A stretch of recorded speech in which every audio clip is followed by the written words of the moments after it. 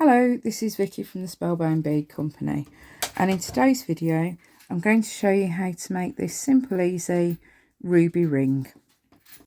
To make the ring you're going to need some size 11 Delica beads.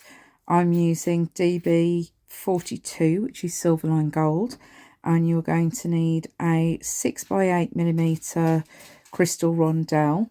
I'm using CC 1295, which is dark cyan, because I think it looks quite ruby like. I've also got a size 10 beading needle and some size D beading thread, and I've just tied a keeper bead about 15 centimeters or so from the end of the thread while we get started. I'm going to start by making the band of the ring, which is made using odd count peyote stitch. So if you need a refresher on this stitch, there is a video already on our YouTube channel that goes into a bit more detail, but we're going to show you how to get started. So I'm going to start by picking up 5 Delicas, 3, 4, 5, and I'm going to bring those down the thread so that they're at the next to the keeper bead. I'm then going to pick up a bead. I'm going to go through a bead. So you've got 2 beads that are sitting parallel to one another on the end. Pick up a bead, go through the next bead, and then pick up a bead. So now, because this is odd count, you've actually got a loose bead on the end of this row. So what we can do for this first row is we can come back through the first bead that we've added in the opposite direction. So we're working back along the row, and if we pull that in, you'll see that you get 2 rows of beadwork, or 3 rows of beadwork with the up down crenellations that's characteristic of peyote stitch. To add the next row, we're just going to put 1 bead in each of the 2 gaps along the row, and then pull those through, and then we're going to do the same again. So we're going to put in 2 beads into these first 2 gaps, and then for the third gap on the row we have to do an odd count peyote turn. So to do this, I'm going to pick up a bead, I'm going to come back in through the bead that's below the gap. I'm then going to go down diagonally through a bead. So that's the first half of the stitch. I'm then going to turn the needle, and I'm going to come back out through the bead that's a bead that's above the one that we've come out of, through that middle one, in this case of 3,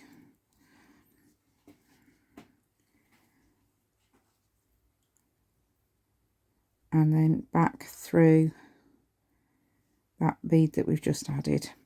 Now you need to be quite careful when you do this that you don't pull your tension too tight, because this side of the work is going to end up with more thread in it because of doing that odd count turn. You're going to end up with one edge of the ring that's slightly stiffer than the other. So just be careful you don't pull too tight, because otherwise you will end up with a slight flare on the ring, which isn't quite what we're looking for.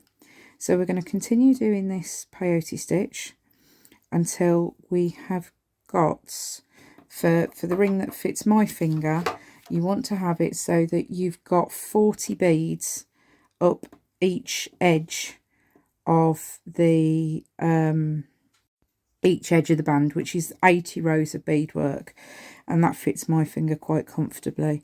Now you will need to obviously check this to make it bigger or smaller. My fingers are quite chunky at the base, so you might find that you need slightly fewer rows, or you may find that you need more rows. The thing you need to remember is that once you've finished the length of the band, you're going to zip the 2 ends together. I've got one too many beads on there. You're going to zip the ends of the band together to make them into the ring band. So you need to make sure that you have an even number of beads. So either 78, 80, 82, something like that. You just need to make sure that the two ends will zip together, which once this is a little bit longer, I'll show you how to do.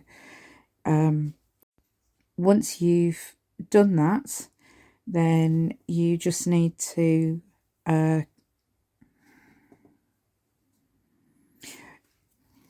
so you need to be able to make sure that you zip the two ends together. Once you've got your band to approximately the right size, you need to double check that it fits, remembering that you need to add and subtract rows in pairs. So you either need to have, say, 78, 80 or 82 rows in total. It's always better to have it slightly looser, because if you're anything like me, then during the day your hands will swell, or if it's particularly warm weather here in the UK, then I find my hands do start to swell. So it's just worth bearing in mind as you're making the band, to make sure that it fits correctly. So just take your time to make sure your beads are all sitting properly as you're going along here.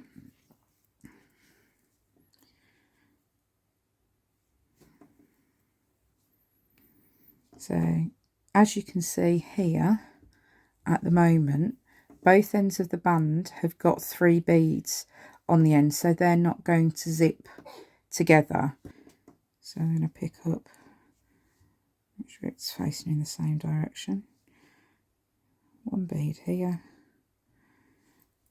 and a second bead there. And you can see that you've got 2 spaces on this end here, and you've got 2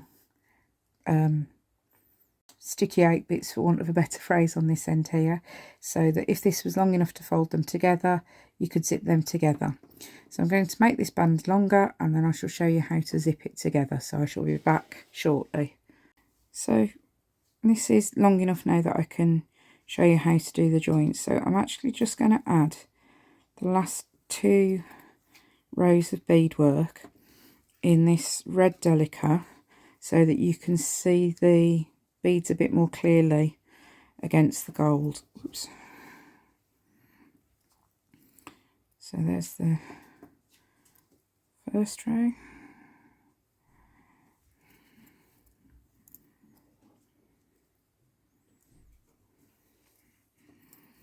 And then here's the second row with the 2 beads.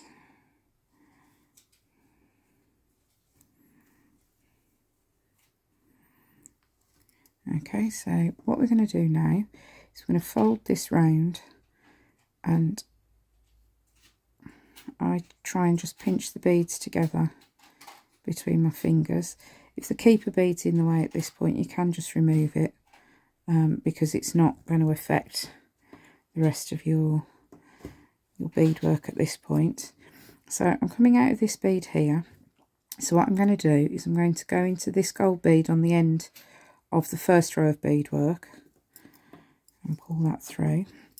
I'm then going to go back through that single red bead and into the central delica on the first row, like so, and then through the second one there, and back through that gold on the end.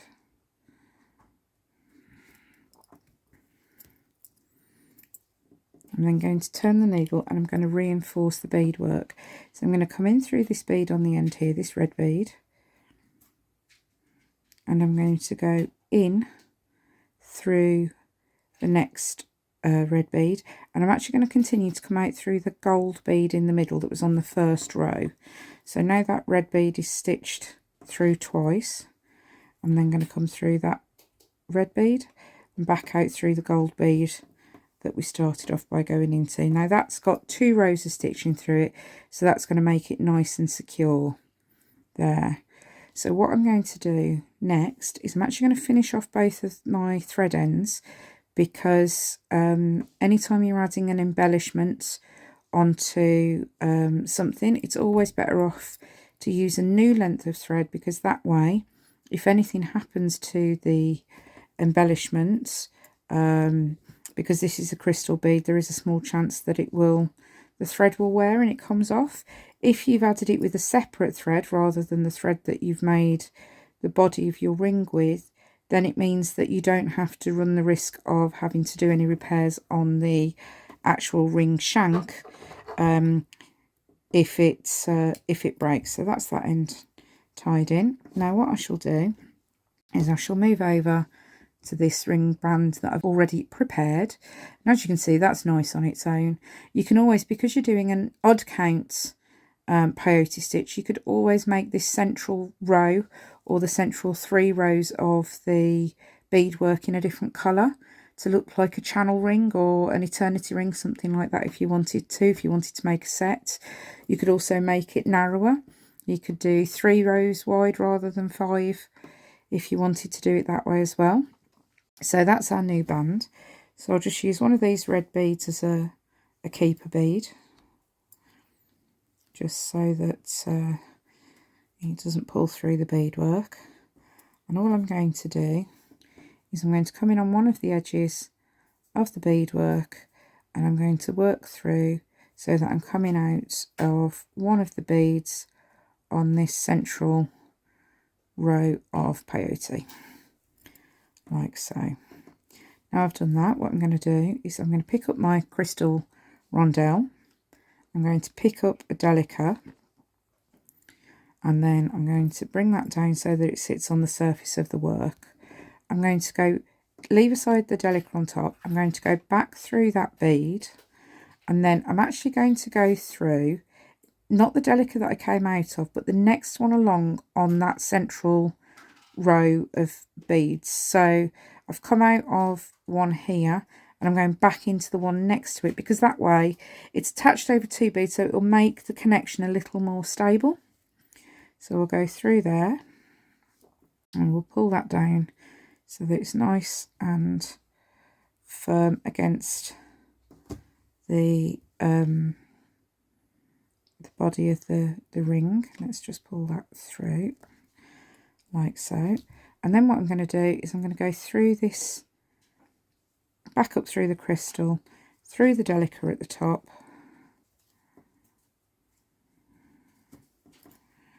back down through the crystal,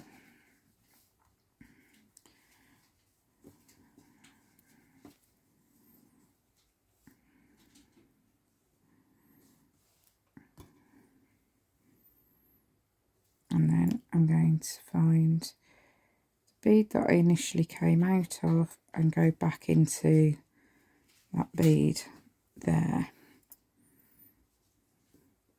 Now to make that nice and secure, I'm going to repeat this thread path at least once more, preferably twice if I can get through the delicas, and this will just make it nice and secure. And it means that if there are any sharp edges on the crystal bead, that it will have to wear through quite a lot of thread before it falls off. So we'll just do that again. Just make sure that your thread pulls all the way through so that you're not going to end up with any loops or knots or tangles.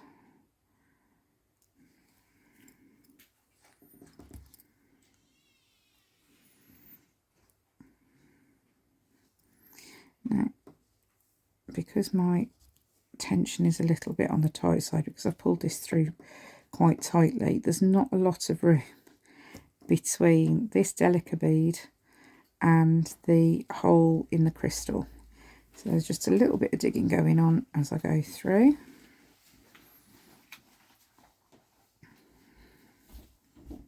And oops, there we go. I don't think I'm going to risk trying to get through a third time, because I don't want to risk wearing the thread. So just pull that tight and go through the bead on the ring base. Okay, and then again we're just going to finish these thread ends off as we did before. So when you're finishing off your thread with peyote stitch, the best way to do it is to actually go back and forth on yourself a little bit through the beads.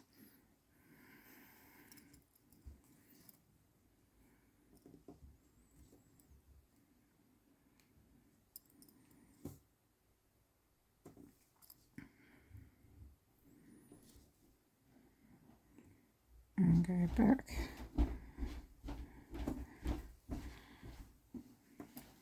Oops.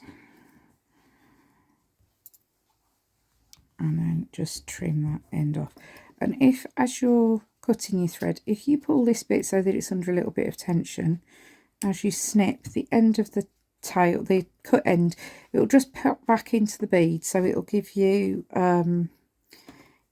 means that the thread won't be sticking out just over the end of the beads. And then we'll just finish off the second end.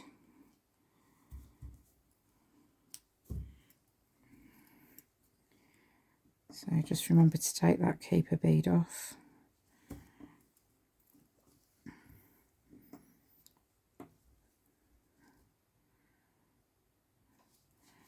And finish this second end of the thread off. Another thing you can do if you want to make a ring that's a bit more of a statement, because this one's quite simple, is you could add another couple of crystals either side. We do have these crystals in 4x6mm, and I'm pretty sure that we've got them in 2x4mm as well if you wanted to do that. Or if you've seen, there's a video from a few years ago that we did that was called the Sunray Pendant, that's a bezeled Rivoli. You could always do that and attach a bezeled Rivoli to the ring base as well. So there's an option if you want something that's a bit more flamboyant, but I quite like the simplicity of this one. So there we go. There is a ruby ring solitaire. Thank you for watching. See you again soon.